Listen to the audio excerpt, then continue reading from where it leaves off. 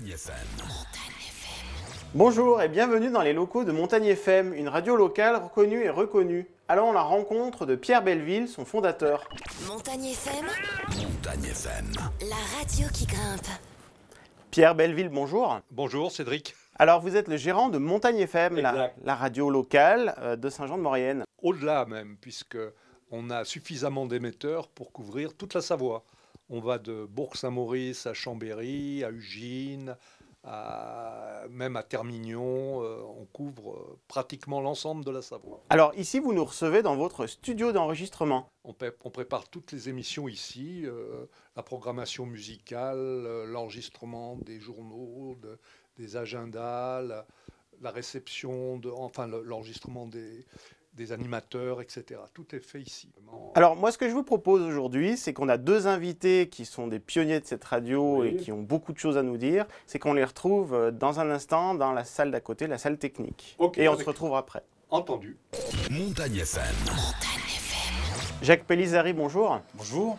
Alors vous étiez le président de l'association Radio Maurienne. Oui. En 1984-1985, vous avez créé donc avec d'autres personnes D'autres personnes. une radio dans la vallée. Comment cette radio elle est née? Elle est née, moi personnellement, on m'a sollicité puisque c'était un peu la période des radios libres, la création, il n'y avait rien du tout sur la Maurienne. Comme j'étais un petit peu dans la partie au niveau musical, on m'a sollicité un petit peu pour donner un petit coup de main, quoi. Et puis, de fil en aiguille, ça a surtout été un travail de préparation au niveau subvention, au niveau, déjà embaucher aussi les personnes, voir à la fréquence, pour avoir une fréquence. Donc, ce qu'on avait fait à l'époque, on s'était mis d'accord avec Radio Carélis, donc pour pouvoir diffuser. Et puis voilà, après il a fallu faire aussi des études de marché, des subventions, enfin voilà quoi, c'était un petit peu le... C'est un peu le début de l'aventure. Alors au Carélis, donc il y avait une antenne, c'est ça? Et vous diffusiez alors sur quelle zone au départ? Saint-Jean? Bon, c'était un peu toute la Maurienne. Hein. Ouais, vous aviez déjà une Ouais, couverture déjà une suffisante couverture pour pratique. le milieu de la vallée, quoi. Oui, tout à fait. D'accord. Alors vous avez dirigé cette radio avec des journalistes, hein. On peut peut-être en citer quelques-uns qu'on a bien connus, Yves Quéré. Yves Quéré, Nicolas Mathias, qui est maintenant sur France Inter, France Culture, qui était lui au départ objecteur de conscience.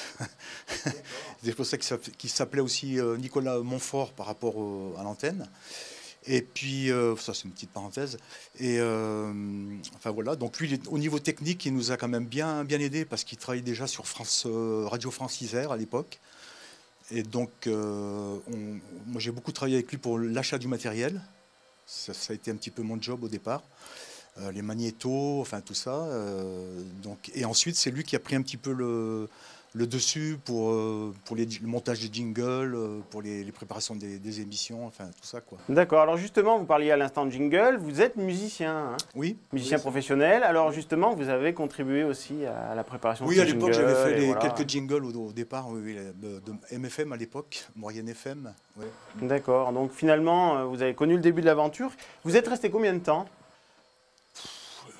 À peu près en tout, peut-être une année. Enfin, disons, moi je parle déjà des 6 mois, parce qu'en fait, mon gros travail, c'était 6 mois avant le démarrage de la radio. Hein. Puis après, moi j'étais pris aussi justement avec ma musique et je ne pouvais plus suivre. Hein. C'est pour ça que j'ai laissé un peu la main à... Je ne me rappelle plus, c'était Michel Garand qui avait pris la suite, oui, tout à fait. Donc voilà, et puis d'autres personnes que vous avez bien connues, dont Joël Truchet, qu'on va Joël retrouver Truchet, dans bien un sûr. instant. Oui. Voilà, Mais lui, qui va c'était nous un peu parler plus petit tard. peu plus tard. C'était un Voilà. petit peu plus Voilà. tard, oui. Et justement, je vous propose qu'on retrouve Joël pour pouvoir continuer à parler de l'histoire de cette radio en Maurienne que vous avez superbement lancée à l'époque. Merci Jacques Merci Pellizari. à vous. Montagne FM. Joël Truchet, bonjour. Bonjour. Alors en 1985, vous étiez le vice-président de Radio Maurienne. Vous êtes arrivé comment dans la radio? La radio m'intéressait, hein. Je savais que ça fonctionnait déjà un peu sur Saint-Jean-de-Maurienne, ça marchait même plutôt bien. Et puis j'avais envie de découvrir aussi autre chose. Donc après, je me suis rentré comme bénévole à l'association. Et puis j'étais vice-président avec Michel Garand, qui était président à l'époque. Et puis j'ai commencé à faire des émissions de sport un petit peu, avec aussi Yves Quéré à l'époque, qui était le journaliste de l'antenne. Et puis voilà, c'est comme ça qu'est née un peu cette passion, on va dire, de la radio. Alors, à l'époque, on rappelle, donc il y avait des bénévoles et des salariés. Comment c'était possible de fonctionner alors avec les deux parties? Ça marchait bien, des gens qui donnaient de leur temps, des salariés qui voilà. Bah après, il y avait des salariés comme Nicolas Mathias qui avait déjà une expérience radio et on a beaucoup appris. Moi, j'ai beaucoup appris à son contact, hein, c'est sûr. Donc ça a été une transmission de savoir entre les professionnels et les bénévoles. Oui, beaucoup. Après, les bénévoles, souvent, c'était des gens qui faisaient des émissions thématiques. Hein, donc, eux, ils étaient dans leur émission musicale la plupart du temps. Donc, il n'y avait pas de problème. Moi, pour le sport, j'avais besoin aussi d'avoir un peu de manière comment il fallait construire une émission, par exemple. On avait invité des gens, la manière comment on parlait. Il y avait du moins le langage, le vouvoiement. Enfin, il y avait plein de choses. C'est pas des choses qu'on a à l'origine. Donc. Alors justement, donc vous les avez appris à l'époque. Je crois c'est Place du Marché. C'est l'époque où la radio est née. Hein. Oui, c'était un grand moment. Bon, c'était des locaux qui avaient été. C'était déjà des locaux qui avaient été mis à disposition. Donc, il faut déjà s'en contenter.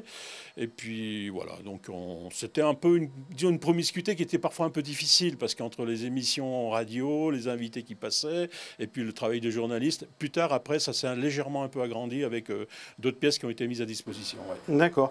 Et justement, vous avez connu l'évolution de cette radio, donc, mais non sans mal, parce qu'il y a quand même eu aussi un petit peu quelques déboires, mais finalement, c'est reparti. Est-ce que vous avez connu un peu tous ces remous? Oui, on a eu des tensions à un moment donné, parce que financièrement, ça ne fonctionnait pas bien. Il y avait des choses qui n'allaient pas. Visiblement, on était plus sur la même longueur d'onde avec pas mal de gens. Et à l'époque, il y avait un nouveau directeur qui est arrivé, Claude Bayard, avec qui, par contre, je m'entendais bien. Et de fil en aiguille, on a monté un projet à partir de l'été 86. Voilà. Et donc, c'est à partir de là que j'ai quitté donc, Radio Maurienne pour mettre en place ce projet et la nouvelle radio Maurienne FM qui s'est créée donc, en avril 87. D'accord. Qui a continué un certain temps, puis je crois qu'il y a encore eu quelques remous hein, un peu plus tard. Ah ouais, c'était assez incroyable d'avoir deux radios à l'époque. Radio Maurienne, donc, qui avait été en dépôt de bilan, cessation d'activité, tribunal, et donc qui était à l'époque géré par les maires de Maurienne, et puis ensuite qui avait été donc au tribunal, et il y avait une offre de M. Robert Deléglise, et donc qui avait repris donc la fréquence 89 FM. Et puis ensuite, qui s'était franchisé auprès de Radio Nostalgie, et donc qui faisait aussi un peu du commerce. Donc qui s'appelait à ce moment-là Radio Nostalgie Maurienne. Voilà, Radio Nostalgie Maurienne, alors avec des plages réservées aux programmes locaux, donc qui n'étaient pas non plus, et à la publicité locale aussi. Voilà. Et nous, en face, par contre, on fabriquait 100% de nos programmes.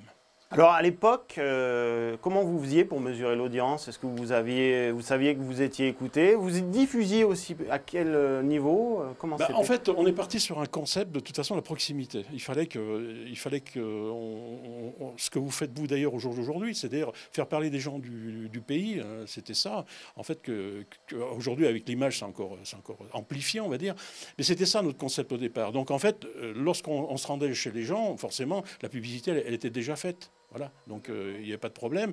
Par contre, c'est vrai qu'on a connu, on a eu l'ambition aussi, peut-être un peu trop vite, d'avoir un point très haut pour pouvoir émettre sur la vallée. La vallée de la Maurienne, ce qu'il fallait savoir à l'époque, c'est que France Inter avait 17 fréquences pour couvrir depuis Bonneval de Éton jusqu'à Bonneval. Donc c'était très compliqué à couvrir techniquement.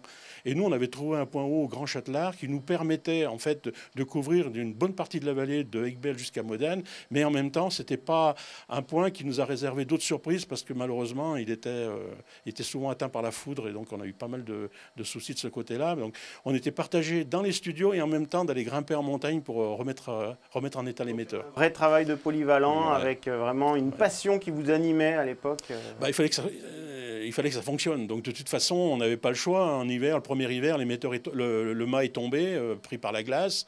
Il a fallu le remonter dans la tempête. Enfin, avec Pierre Belleville, oui, on a passé des moments assez incroyables. Mais bon, c'était notre quotidien parce qu'à l'époque, sur Maurienne FM, on travaillait tous les jours. Alors, dans l'histoire de la radio en Maurienne, en 1991, donc Robert Deléglise qui cède la fréquence à Pierre Belleville. C'est là qu'on a l'entrée de Pierre Belleville en scène. Et la création, quelques temps après, et la poursuite de Maurienne FM. Oui, donc après, les deux hommes se connaissaient bien, ils étaient tous les deux chefs d'entreprise. Raisonnablement, on ne pouvait pas continuer comme ça. Et effectivement, donc, on s'est mis autour d'une table, on a discuté, et puis effectivement, il n'y a plus qu'ensuite... Une seule fréquence, enfin une seule radio. Une seule radio, voilà. Après, il y a eu un moment une Europe 2 qui a été diffusée par le 89, là, 89 FM. 91, c'est aussi l'époque où j'ai quitté en tant que salarié la radio pour devenir un pigiste au niveau du sport. J'avais décidé de changer un petit peu d'orientation. Ouais. Voilà, et là on vous entendait sur les ondes aux commentaires de match, c'est ça hein? Oui, alors on a beaucoup développé avec Patrick Muras, qui était un peu le responsable de la radio à l'époque. Donc on s'était séparé de Claude Bayard. Effectivement, on avait beaucoup mis l'accent sur le sport local. Et puis c'était le début de l'aventure avec Maurienne Savoie Basket à Aiguebelle, le basket, les retransmissions de matchs. Mais il faut dire aussi qu'avant, on faisait aussi plein de choses aussi. Hein. L'antenne était très riche, avec Éric Berg notamment, avec ses émissions politiques, ses journaux. Et puis après, c'est Corinne Orsay qui a pris un peu la suite. On avait une antenne qui était quand même assez riche. Et puis au départ, si on avait des bandes musicales magnétiques, après on est passé sur des banques de programmes qu'on recevait par Internet. Et surtout avec Pierre aussi, parce que Pierre était quand même assez en avance, hein, était très pointu sur le sujet et a numérisé petit à petit la radio. Mais moi, après 91, c'est parti sur une autre aventure. D'accord. Alors, au niveau de la radio en elle-même, j'ai entendu quelques noms qu'on connaît bien, Éric Berg, des gens qui sont passés dans cette radio. Est-ce qu'il y en a qui sont devenus célèbres? Est-ce qu'il y a des gens aujourd'hui qui ont percé, qu'on connaît plus au niveau national? Éric Berg, entre autres, déjà. Éric Berg qui a tout fait sa carrière à Radio France, France 3. France Télévisions, oui. France Télévisions, oui, mais qui est devenu de France Télévisions. On peut citer Roberto, Roberto Surléo, qui est devenu producteur maintenant et qui a tenu pendant un temps un petit magasin de musique au Forum Saint-Antoine. Et puis Roberto, c'était l'animateur qui faisait chanter un peu les grands-mères à l'antenne. Oui, il y avait un gros attachement. C'était une personne très, très appréciée. Oui. Et puis d'autres personnes qui sont passées au fil des ans et voilà, qui ont connu cette radio. Oui, après, il y a eu des gens qui sont arrivés un peu, et puis, mais ça... Nous, la force qu'on avait, c'est qu'on était local, on était très local. Ça a été là. Il faut garder en mémoire qu'une radio locale fonctionne que si vous faites de la proximité. Et cette proximité, vous la sentiez bien? Je crois qu'à l'époque, il y avait même d'ailleurs des émissions ou qui permettaient aux gens de vous appeler même. Hein. Oui, on avait des jeux, on avait plein de choses comme ça. On se déplaçait énormément. Hein. On déplaçait du matériel, alors peut-être un peu moins conséquent que Boréane TV, bien sûr, mais c'était notre force d'aller dans n'importe quel village où on était couvert. On en montait aussi bien à Albier on a vécu des choses incroyables. Alors à l'époque, on avait moins de moyens de maintenant, puisqu'il fallait forcément dérouler un fil téléphone pour pouvoir avoir une transmission. Mais on était sur la fameuse Ford Maurienne dans les années 90, là, qui avait lieu au mois de juin. Au camping à côté, là, on faisait des directs de là-bas.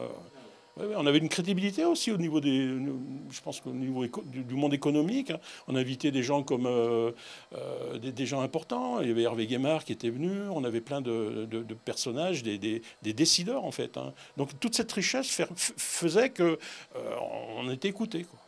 D'accord. Écoutez, Joël Truchet, en tout cas, vous nous en avez appris un peu plus sur le fonctionnement de cette radio. Une très belle radio qui perdure aujourd'hui d'ailleurs grâce à Pierre Belleville, que je vous propose tout de suite de retrouver pour parler de la radio actuellement. C'était un plaisir. Merci Joël. Montagne FM.